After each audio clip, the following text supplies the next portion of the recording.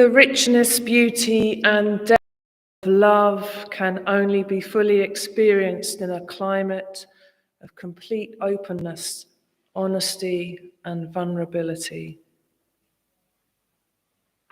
There will not be a magic day when we wake up and it's okay to express ourselves publicly. We make that day by doing things publicly until it's simply the way things are. Good morning, everybody. Good morning. Oh, I was going to look up there to the camera. It's over there. Good morning to those of you joining online. Welcome to our celebratory Pride service. This morning we'll sing, we'll reflect, we'll pray, and we'll worship together. For those of you who are here for the first time or just here for the Pride celebrations this weekend, we offer you a really warm welcome. I know some of you were here yesterday looking at the exhibition and hiding from the apocalypse of the rain. It's a different situation this morning, so welcome to our service. The door at Brighton Unitarian Church is open to all. It's open to all of you to come together, to celebrate, to mourn, to struggle, and to question. We are an inclusive faith. And in the words of Sharon Wiley, we speak so often of the brokenness in religious life, so let us speak today of wholeness. You are welcome here, all of you, every part of you, the way that you are.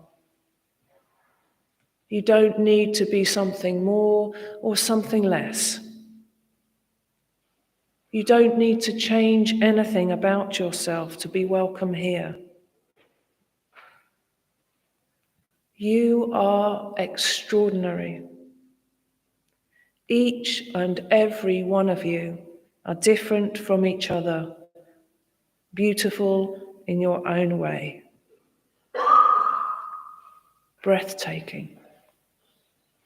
Let us worship together.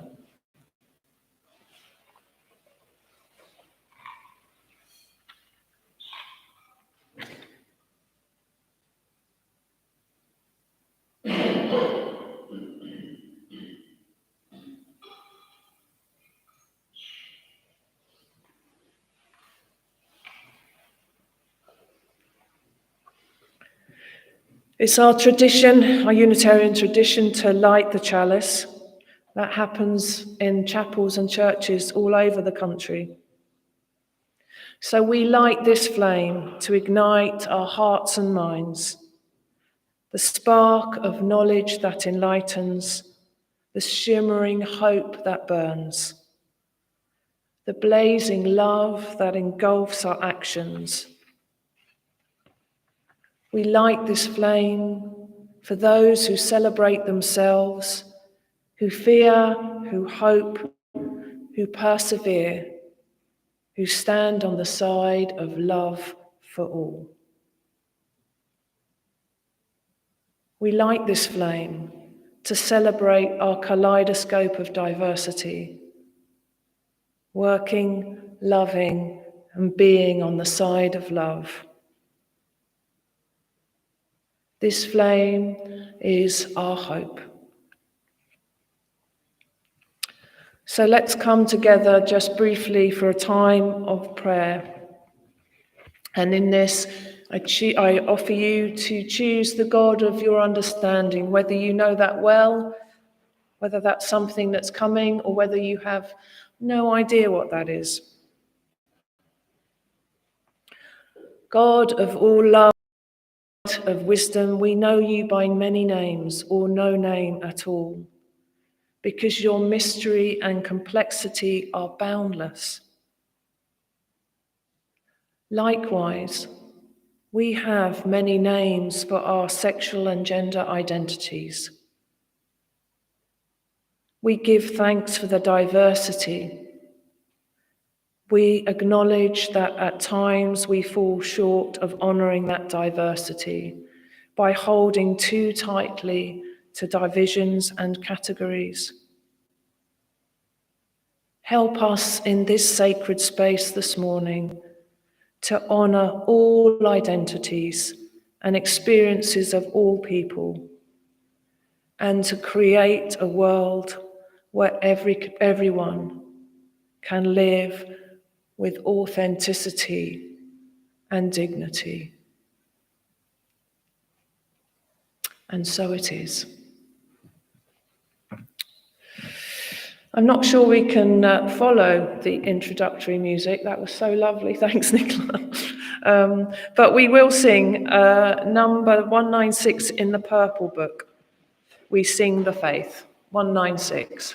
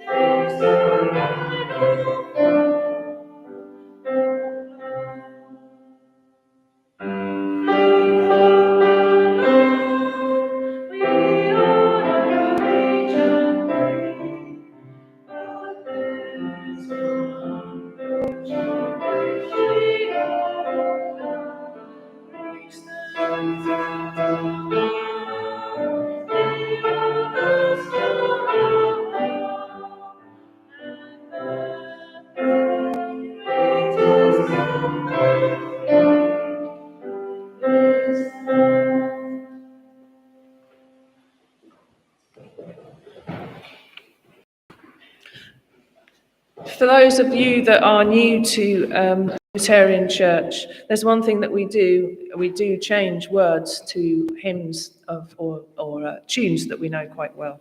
So we have to keep on our toes a little bit. When you meet a person who is LGBTQ+, you immediately know that there was a time when they realized that they were different.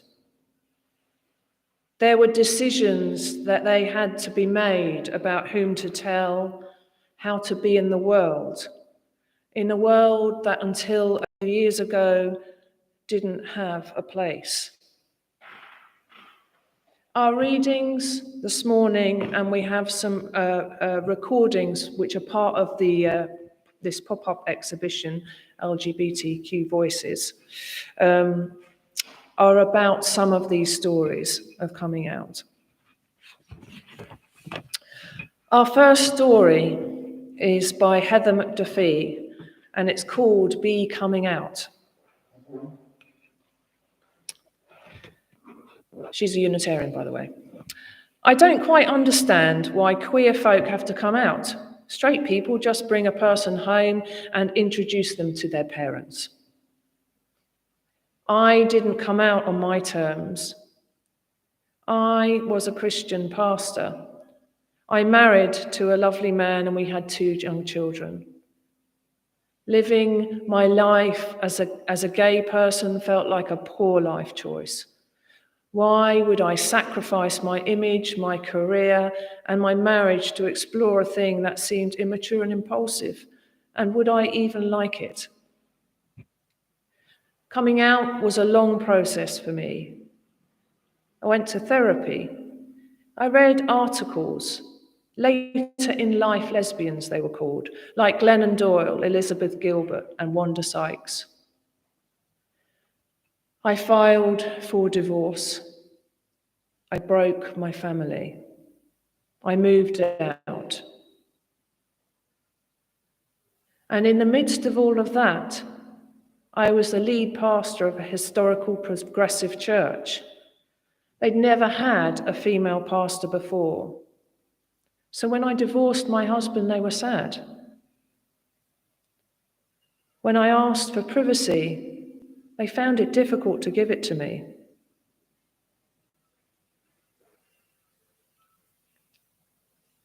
It was hard, my best life, while still grieving my marriage, figuring out my sexuality, and leading a church. I still don't know what coming out to a congregation looks like.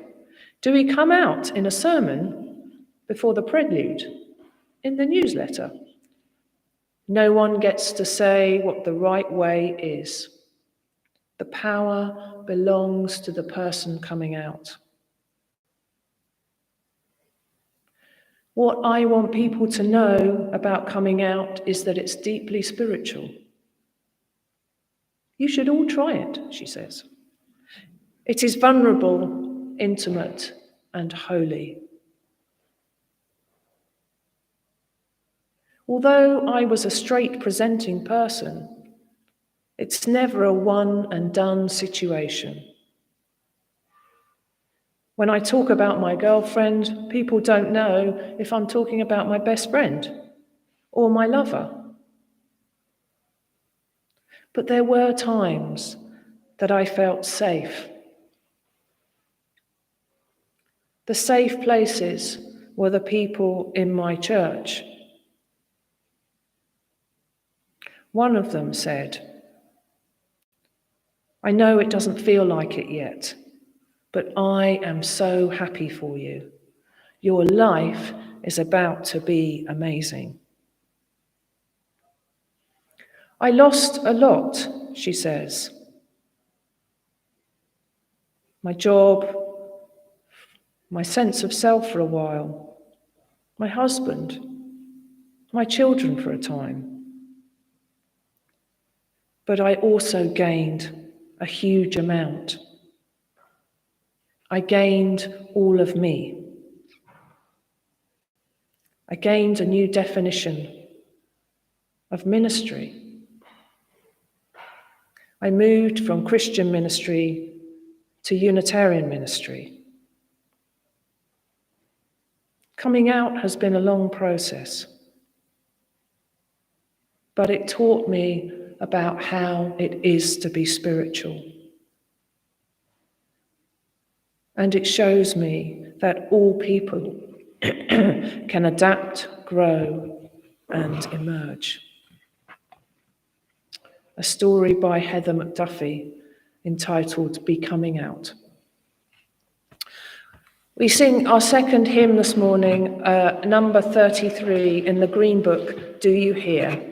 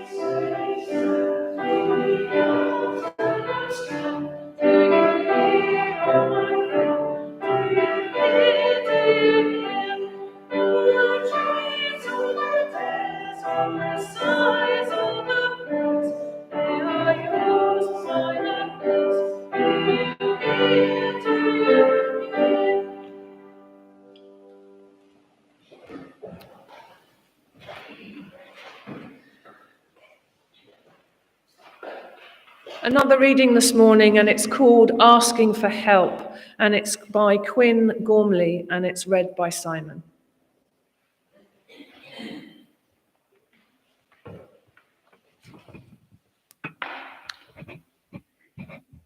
It is revolutionary for any trans person to choose to be seen and visible in a world that tells us we should not exist. I locked myself out of my car recently. I called a garage and they sent a technician. Apparently, he tried to call me on the way over and I missed it. He left a voicemail, which meant he heard my message. Hello, you've reached Quinn at the main transgender network. My trans status isn't a secret.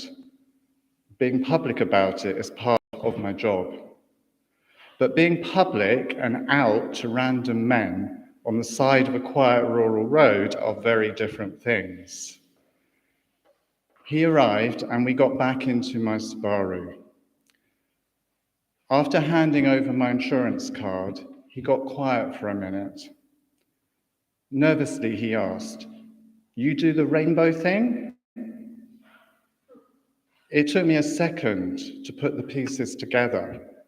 I froze for a moment. This question doesn't usually end well. Tentatively, I answered, "Yeah, I do the rainbow thing. Is that a problem?" He shook his head and took a deep breath. And then he started to talk. His kid came out a few nights ago and wants to transition. He's very worried. He watches the news. He knows how trans kids get treated. I do too. I was a trans kid. I released the breath I'd been holding. This was a conversation I know how to have. We talked for a while about how cruel the world is, about how his kid might very well get hurt. Lots do. He's afraid to let them transition. But then when we talked about how we can't control the world, his kid is different and might get hurt either way. So why not let them control what happiness they can? You can teach them how to handle the rest. We talked about how happy kids are safer kids because happy kids have adults they can ask for help. A hug, a trading of numbers, and a few tissues later, and he was on his way to the store to buy his son a clip-on tie and those Spider-Man shoes he'd give him for his birthday. Sometimes the story does end well.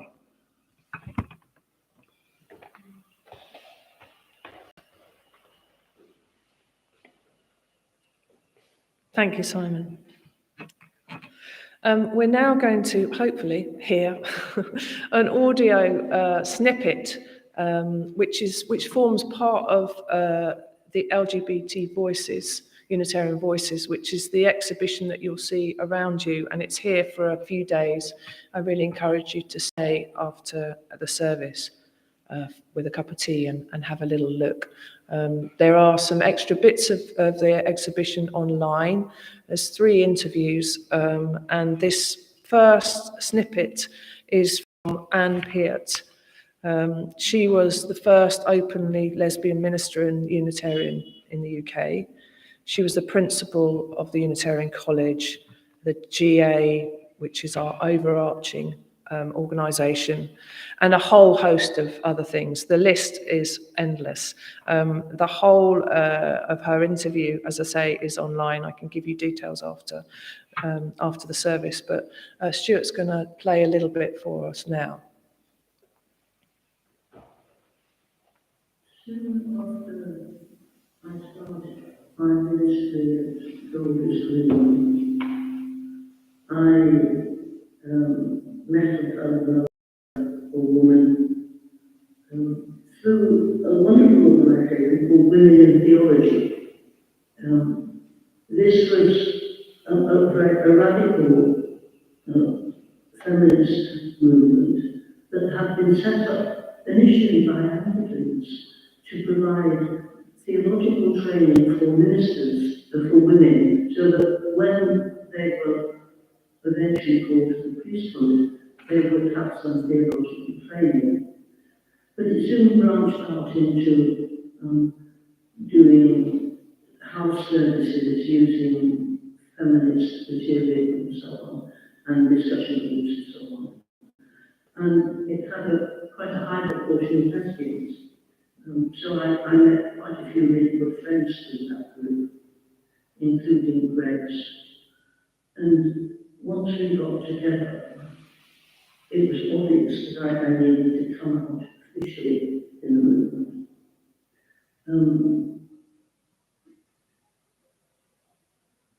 I remember giving a paper at the 1990 Ministers' Conference on Liberation Theology, and somewhere I think I slipped in the fact that I now regarded myself as lesbian, and that being a member of a minority group gave lesbian ministers an advantage when it came to doing liberation theology. I've got a feeling that some people didn't hear it, but some people did hear it but didn't hear the rest of the paper. And I remember one of my friends going to check afterwards that I had actually meant it. And one or two others saying, well, it's nothing new. We've had women ministers who were with other ministers in the past, we just didn't name them. The one person did say at the end of the conference he hadn't done any proper theology. And I think that was more a reflection of liberation theology or my paper than his attitude on sexuality.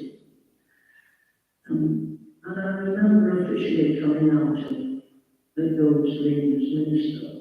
Of course, by that stage, most of my friends knew anyway. But I did phone round the gay and lesbian members to tell them what I was doing, to think that they might actually lend some support on the day. The only negative comments I had was from a lesbian couple who said, please don't do it. We don't want the church to be known as a gay church. But I did it, and nobody turned their head really. And I thought my family were fine with it too, because Grace and I had done things with the family as a couple, and nobody seemed to turn their head. But when I came to leave Golders Green in 1995, we decided we'd hold a celebration of our partnership before we left London, because that's where our friends were. And I invited some members of my family who were mainly in the north. My parents, who are now dead, urged me not to do it because it might ruin my career. Something which really wasn't true, but they didn't realise that. And then one person said he wouldn't come because his wife disapproved, which was his blow. But I had one aunt who lived in London, who, in retrospect, had actually done a good job of supporting the black sheep in the family. But she came to the ceremony, and that was fine. And then we moved up north.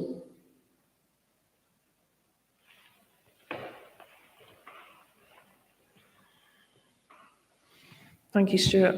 That was Anne Peart, a little snippet of a long conversation that she had with one of the historians that have helped put together this exhibition. And it takes us back to what the thoughts and feelings were, many years ago, and how things have changed since then. We take time now to go into a period of reflection. For those of you that are new to this church, most weeks we take some space for ourselves. Sometimes we have a led meditation. Sometimes we just have quietness. Today, I'm going to lead you through a meditation reading by Angela Herrera. So settle yourselves in your chair. And if meditation is something that you find difficult and you find it hard to sit still and not fidget, you are not the only one.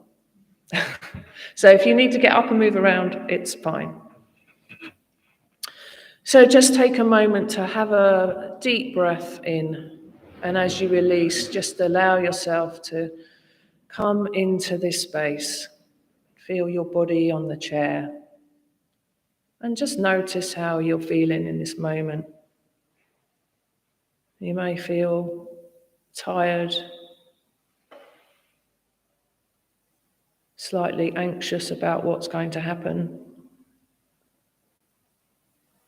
Your head may be full of thoughts. However you find yourself this morning, it's all okay to be as you are.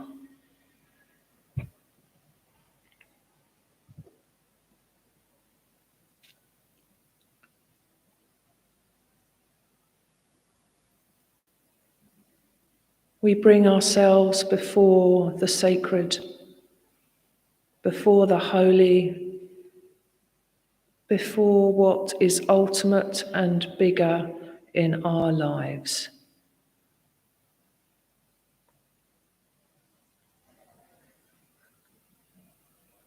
Bigger than our worries.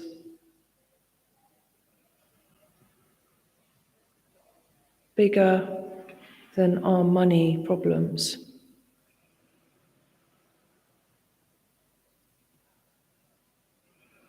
Bigger than our whole being.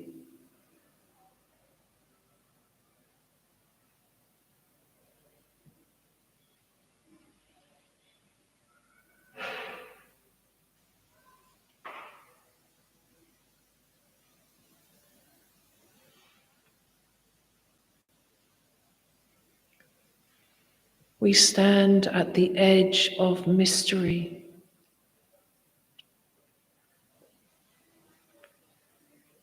At the edge of the deep.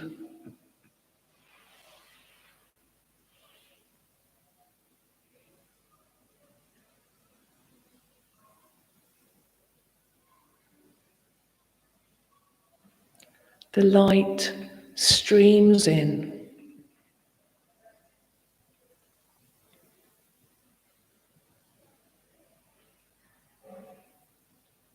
And there we stand.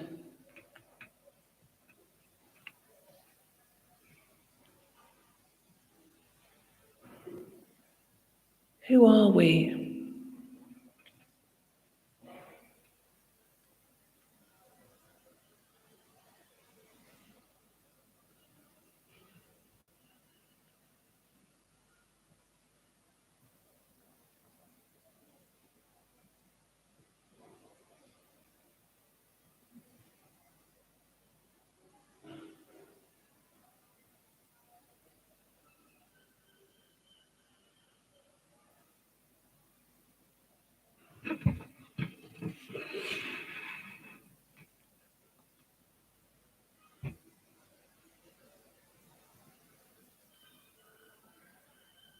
We stand together at the edge of the mystery, at the edge of the deep, with the light streaming at us all.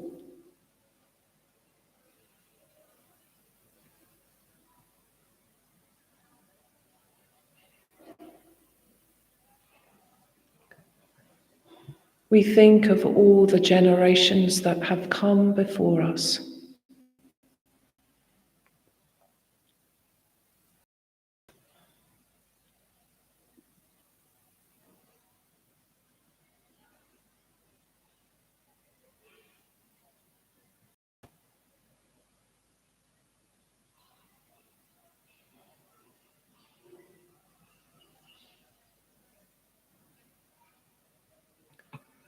We look around and we see we are not alone.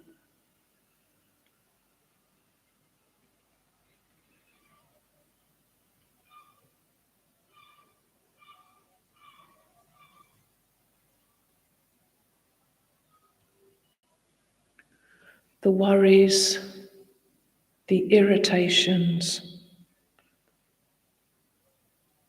we have brought to the edge of mystery have fluttered to our feet.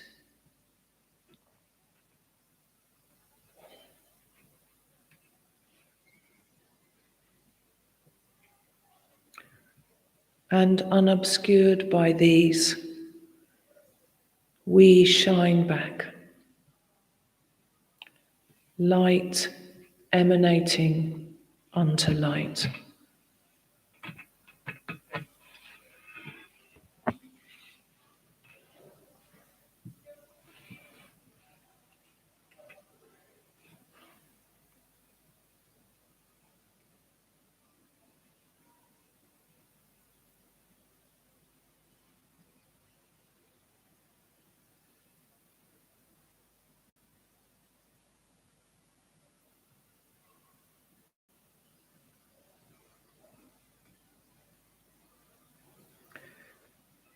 We stand with the God of our understanding, a God of love,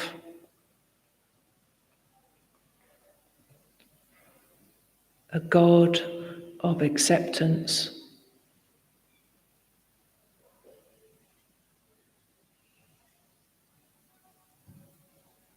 a God that through creation makes no mistake.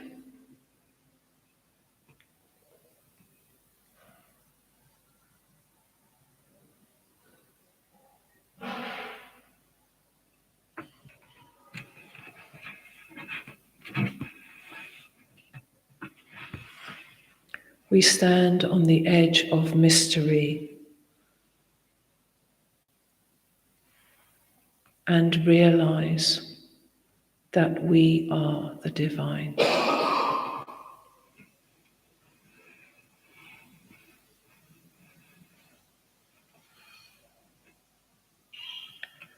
Let us sit together in stillness for a short while.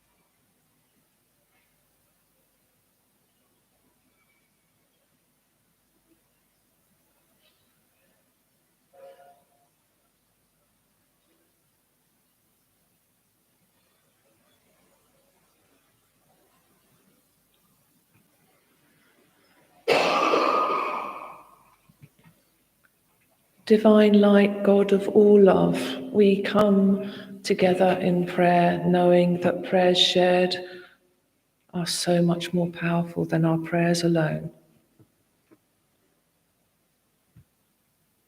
We give thanks for all that we have, all that we are.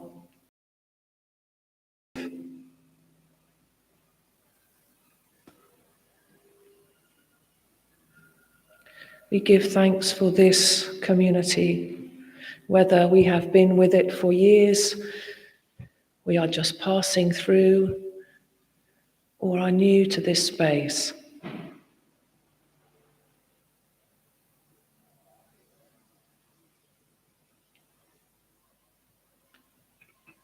We send our prayers to all who have come to Brighton this weekend to celebrate Pride, whether that's something they've done for years and years, or whether this is their first coming out.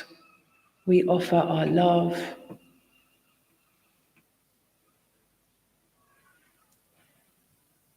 we offer our hand.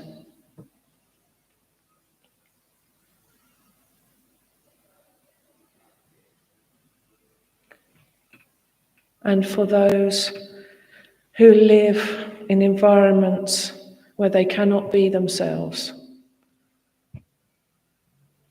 we offer this chalice flame of hope, of light.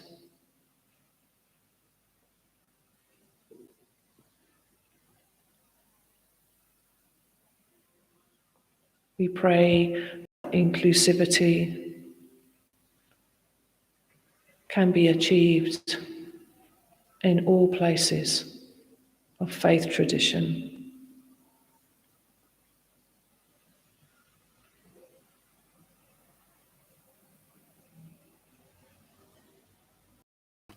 Amen, and blessed be.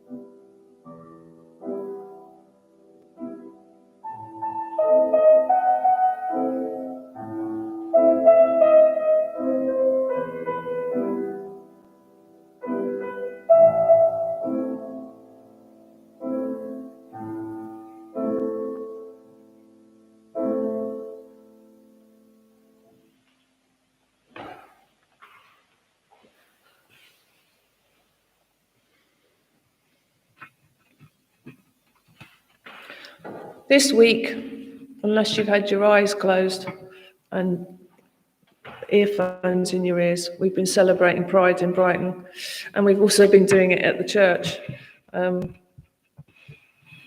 Yesterday, just when we were clearing up, it suddenly was like, oh, it's really quiet in here. And there were about 3 or 4 of us shuffling around and putting teacups away. And then we opened the front door and it was like, boom. It was like a wall of sound. It was very different this morning when I drove in. It was very quiet. I think most people are in bed. I wanted to share with you a few stories, really, of people that we've met this week. The exhibition opened on Thursday evening, so the church was open, and it was open yesterday during Pride.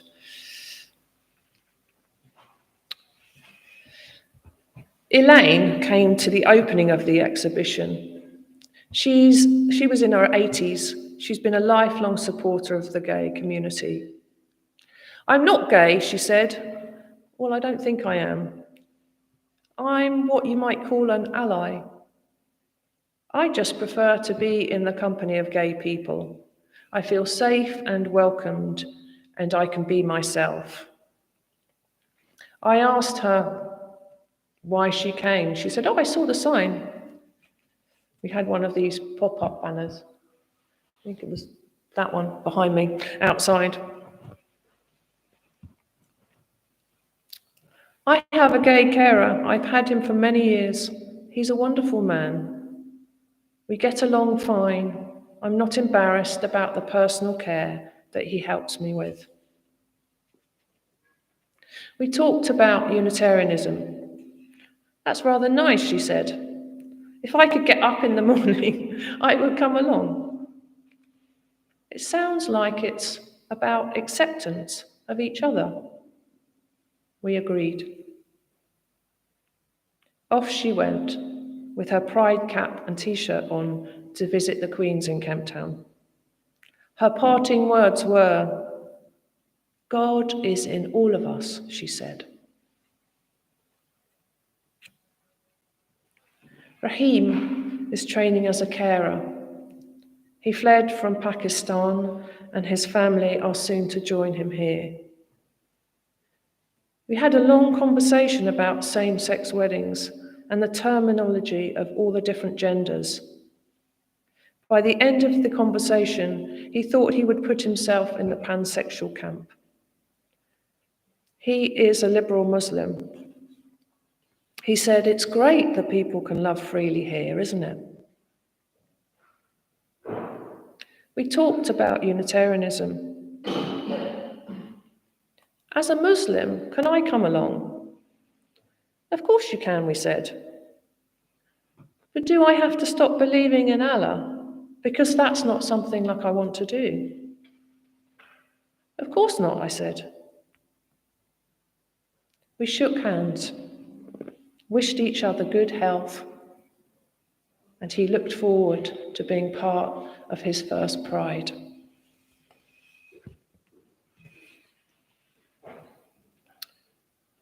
Ashley is a 15-year-old trans boy. I didn't think he was 15. I put him at 20, which of course made him feel delighted.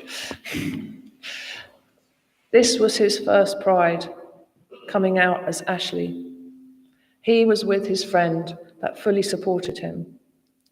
They were both all dressed up in a mixture of goth, trans flags, a multitude of piercings, and jolly socks and, well, everything. They had everything. And yet his smile was so gentle.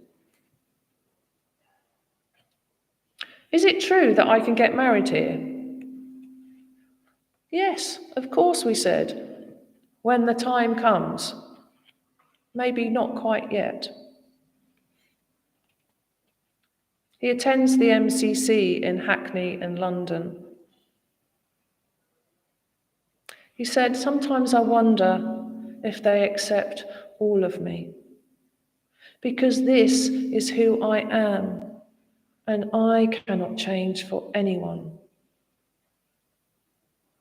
There was a tear in his eye. I've never said that to anyone before. I didn't think I was going to say that in a church.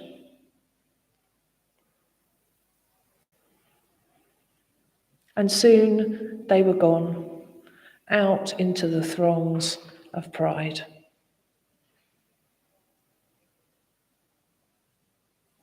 And then there were two men from St. Bart's, just up the road, and one from Holland Road Baptist Church. "Do you believe in God?" they said.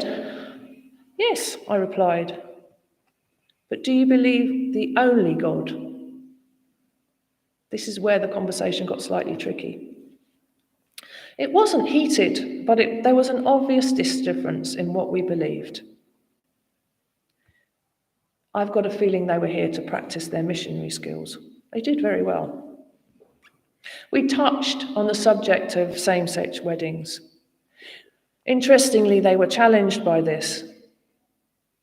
They couldn't quite get to feel that these were as legal as any other marriage. But we agreed to disagree. They looked at the exhibition and they went on their way.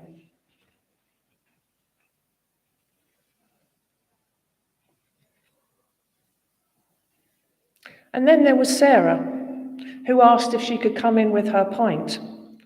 I thought that was quite nice that she asked. She said, "I don't think you're supposed to drink alcohol in a church." I said, "You should see our cupboard." She went, "Oh." She said, "I thought I'd ask." And very sweetly, she put it down in the foyer and came in. She needed a wee. We had a chat. She had a biscuit and a cup of tea. She said, "I'm not religious. Well, I was, but I'm not now. I left because I couldn't be all of me." I said, "Maybe you could be all of you here." Who knows whether she'll come back?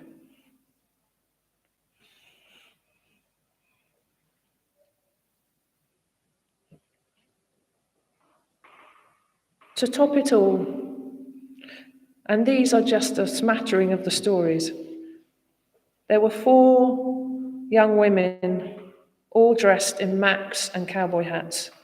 They were full of life and energy. They came in the front door and the whole of the church filled up with their enthusiasm. "Can we have a wee?" "Yes," I said, "but only if we can take a picture of you."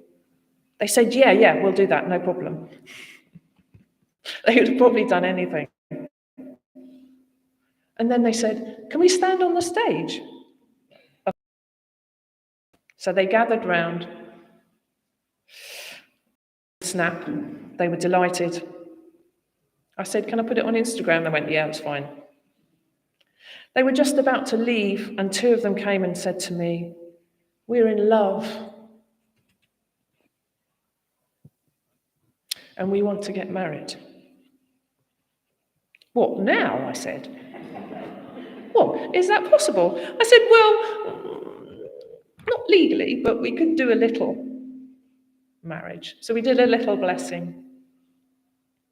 And they said, "Bo, but really, could we come back and get married? Like legally?" And I said, "Yes." They both gave me an almighty hug when they realized that there was a place that loved them for who they are and recognized the love they shared. "Thanks so much." And off they skipped, back into the rain.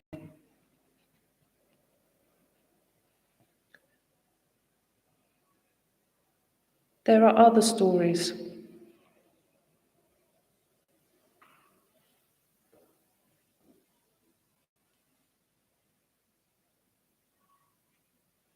Stories of people who are finding it hard to find their place. People who have raised children and are doing their damnedest to look after them and support them as they find their way.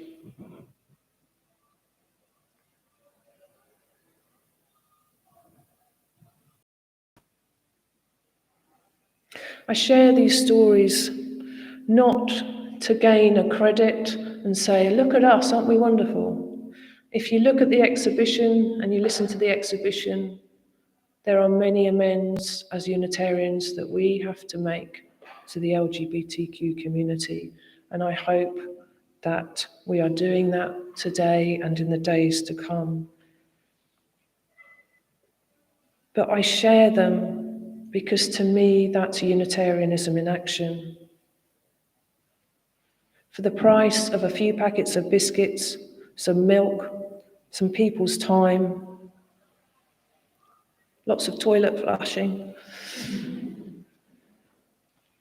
There's been a place for people to come that was safe and welcoming and quiet.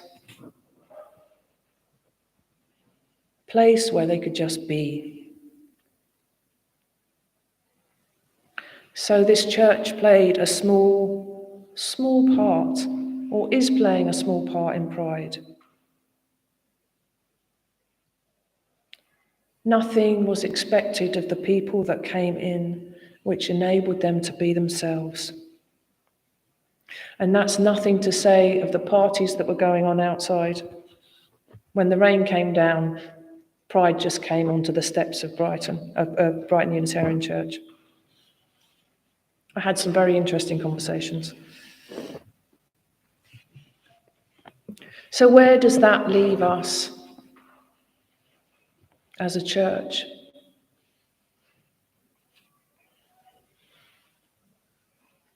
It leaves us doing what we've done this morning, which is open the door, welcome, share some of our story.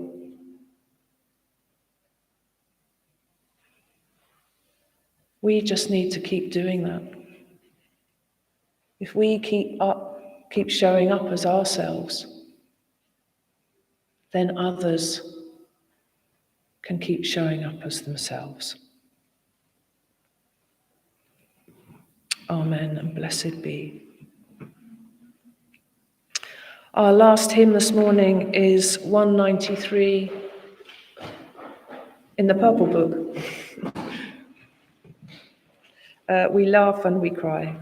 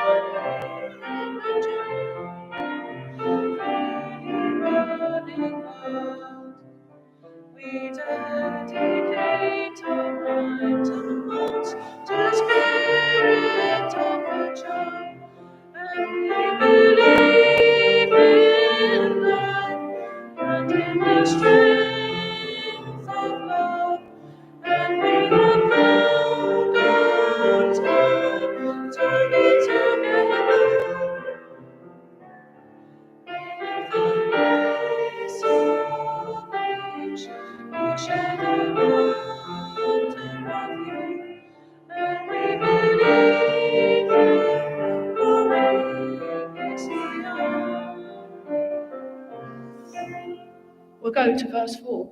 We'll skip verse 3 because we're running out of time. We'll just sing verse 4.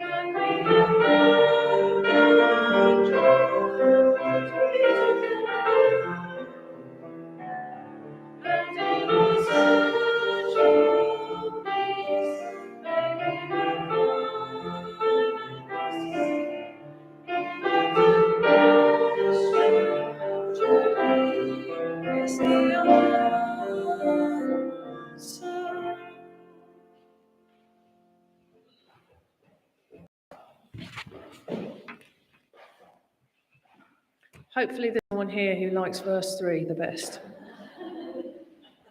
We'll sing it after. So we come to the closing of our service this morning.